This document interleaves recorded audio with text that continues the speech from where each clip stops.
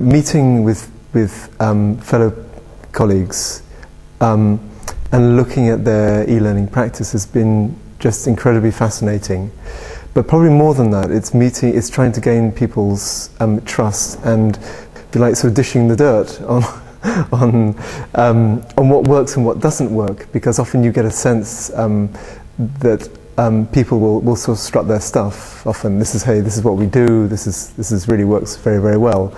And sometimes you can have some sort of suspicions because you know that sometimes it doesn't work as well as people say it does. But often when you start talking to people and get to know people, then you start to really understand where it works, how it works, in what conditions and contexts that it works.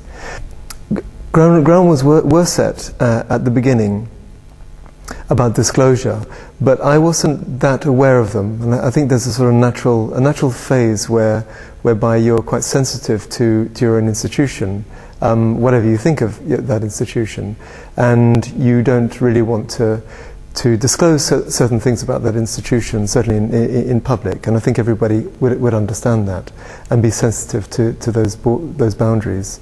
I think there are certainly issues about disclosure and sensitivities about disclosure, but those certainly haven't been a problem. I think it's got the potential to be a community of practice. I don't think we're there yet. I think I'm not sure that we're entirely comfortable with sharing everything with each other. I think sometimes people might like to say something about their practice that they might think, well, if I say this and it gets back to my manager, what will they feel about this? Should I be washing our dirty linen in public? But I actually think that's an important part of a community, is you don't just share everything that's good and that you're proud of, but that you're actually also prepared to share your problems and issues and find perhaps ways of solving those together. I think that might come in time.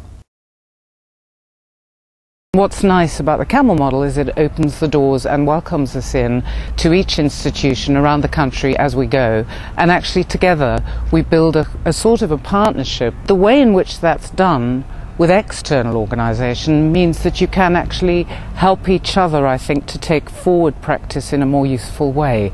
So you actually are able to share things that perhaps sometimes are difficult to share. And there are challenges which can be benefited from a reflexive approach in which critical practice is developed with people from the outside, other organisations working with you. It's more, if you like, objective and anonymous, and it's less threatening, I think, for other people to help you to get forward.